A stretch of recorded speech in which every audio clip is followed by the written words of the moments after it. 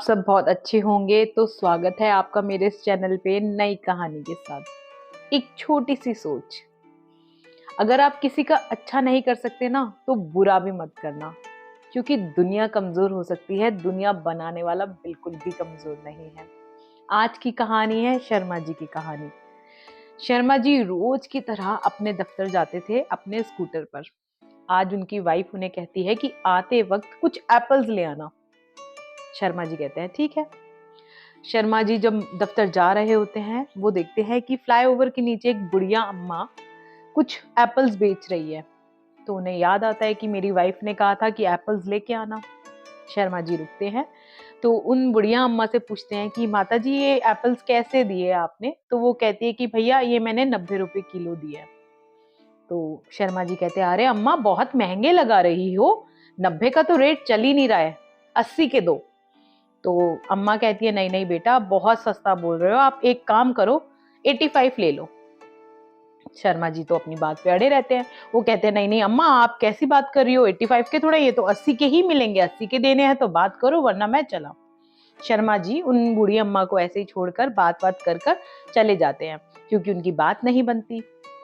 अब वो अपने दफ्तर में पूरा दिन काम करते हैं, शाम का टाइम होता है। अब वो वापसी घर जाने की सोचते हैं। अब घर जाते जाते उनको ख्याल आता है कि वाइफ ने तो कहा था कि एप्पल्स लेके आना, तो एप्पल्स लाने तो जरूरी हैं। तो अब वो एक शॉप पर जाते हैं जो फिक्स रेट्स के होते हैं, जहां पर वो रेगुलरली अपना फ्रूट्स या वेजिटेबल्स लेने के लिए जाते थे। अब वहां जाकर शर्मा जी देखते हैं कि वहां पर तो हमेशा की तरह लिखा हुआ है फिक्स्ड रेट्स। अब वहां पर वो सेम एप्पल्स पूछते हैं कि ये कितने के हैं? तो शॉपकीपर बोलता है ये 120 रुपए किलो है। तो शर्मा जी सोचते हैं कि अरे मैं जब वहां पर गया और वो फ्लाईओवर के नीचे जो अम्मा बेच रही थी वो तो 90 रुपए किलो बेच रही थी, और मैंने तो नहीं खरीदे, और ये सेम एप्पल्स 120 रुपए किलो बेच रहे हैं। तो उन्होंने शॉपकीपर को बोला नहीं भैया आप गलत रेट बोल रहे हो, मार्केट रेट में तो 90 रुपए किलो चल रहा है। तो शॉपकीपर कहता है अरे भैया आप तो रेगुलरली आने वाले कस्टमर हो, आप देखो ना जरा बोर्ड पे भी लिखा हुआ है फिक्स रेट्स, रेट्स के ऊपर यहाँ पे बात नहीं होगी। तो अब शर्मा जी सोचते हैं यार ये तो बड़ा बेकार सौदा हो गया। तो अब शर्मा जी नहीं लेते वहां से एप्पल्स, और फिर अब जाते जाते सोचते हैं कि पता नहीं वो बुढ़िया अम्मा मुझे अब मिलेगी मार्केट में कि नहीं मिलेगी। तो वो जब दोबारा से वापसी जाते हैं तो फ्लाईओवर के नीचे वो बुढ़ी अम्मा वही उतने ही फ्रूट्स लेके बैठी होती है परेशान में, क्योंकि उनके फ्रूट्स आज पूरे दिन में बिके ही नहीं है। तो शर्मा जी जाते हैं कि अम्मा पैक कर दो। तो बुढ़िया अम्मा कहती है बेटा देख पैक कर दूंगी लेकिन 85 से कम बिल्कुल नहीं लगाऊंगी। तो शर्मा जी कहते हैं आप मेरे को 2 किलो एप्पल्स पैक कर दो। तो अम्मा कहती है ठीक है।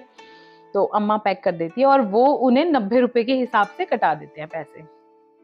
अब फिर वो कहते हैं कि अम्मा आज क्या बात है, आज आपका फ्रूट्स नहीं बिका? तो वो कहती है कि बेटा फ्रूट्स बिकता ही कहाँ है, लोग आते हैं और पैसे की बात करके कम पैसे बोलते हैं और नहीं बेच पाते हैं तो चले जाते हैं। फिर वो बताती है कि उसके हस्बैंड काफी अच्छी पोस्ट पे थे, लेकिन उनकी डेथ के बाद वो ऐसे रोड पे आकर फ्रूट्स बेच रही है। तो शर्मा जी बड़े परेशान होते हैं सुनकर कि देखो कोई इस उम्र में इतना ऐसे परेशान होकर रोड पे बेच रहा है फ्रूट्स। तो वो अपनी वाइफ के पास जाते हैं और फ्रूट्स देते हैं, और वो अपनी वाइफ को कहते हैं कि मैडम आप मुझे ना 500 रुपए देना। तो उनकी वाइफ कहती है क्यों? तो शर्मा जी बताते हैं किस्सा कि आज ऐसे ऐसे मुझे एक लेडी मिली और बड़ी बूढ़ी थी, वो रोड पर फ्रूट्स बेच रही थी, तो मैं उनकी हेल्प करना चाहता हूँ। तो उनकी वाइफ कहती है तो बहुत अच्छी बात है। तो वो उनको 500 रुपीज दे देती है। अगले दिन शर्मा जी जब जाते हैं तो वो सेम उसी अम्मा को देखते हैं और उनको 500 रुपए का नोट देते हैं और कहते हैं अम्मा जाओ इससे आप अपना घर का खर्चा उठा लो, कर लो जो करना था आपको जरूरी काम। बुढ़िया अम्मा बड़ा खुश होती है, कहती है कि बेटा काश आपके जैसे सभी लोग होते जो मोल भाव ना कर कर हमसे सीधा फ्रूट्स ले लेते, तो हमारा भी कुछ हो जाता, हम भी दो वक्त की रोटी खा लेते। तो वो कहते हैं कि अम्मा अब कोई बात नहीं, मैं बहुत ज्यादा हेल्प तो नहीं कर सकता, लेकिन ये 500 रुपए आप रखो और इसको लौटाने की जरूरत नहीं है, आप अपना डेली आइटम जो थी वो खरीद लो। और मैं कोशिश करूंगा कि मैं अपने फ्रेंड्स को भी इंसिस्ट करूं कि आपसे ही आकर अपने फ्रूट्स खरीदे। तो अम्मा बड़ी खुश हो जाती है, अम्मा कहती है हाँ आपके जैसे बच्चे हो तो फिर मुझे परेशानी की बात ही क्या है। तो इसी तरह से शर्मा जी अपने ऑफिस में जाते हैं और उस बूढ़ी अम्मा के बारे में बताते हैं और कहते हैं कि आपसे जो भी फ्रूट्स खरीदने हैं, देखो अगर आप मॉल्स में जाते हो, अगर आप फिक्स्ड शॉप्स पे जाते हो एक, तो वहाँ पे फिक्स रेट्स लिखा रहता है और आप अपनी इज्जत के चलते हुए वहाँ पे एक रेट भी कम नहीं कराते हो। और आप देखते हो थर्सडे मार्केट लगती है, वेडनेसडे मार्केट लगती है, सैटरडे मार्केट लगती है, तो उसमें बड़ा ही कम कराने की कोशिश करते हो, ये इसके साथ धनिया पत्ता दे दो, इसके साथ मिर्च दे दो। तो आप सोचो ना, जो गरीब इंसान रोड पे बेच रहा है, तो उससे आप कम कराकर कर भी क्या लोगे, कितना कमा लोगे, कितना खा लोगे? तो कुछ उनको भी देने दो, उनको लेने दो कुछ। तो यही बात है कि जब आप फिक्स्ड एक शॉप पे, मॉल्स पे जाते हो, आप नहीं कराते हो, तो थोड़ा सा इन लोगों के बारे में भी सोचो। ठंड में ये लोग रोड पर अपने बच्चों के साथ वेजिटेबल सेल करते हैं, फ्रूट सेल करते हैं।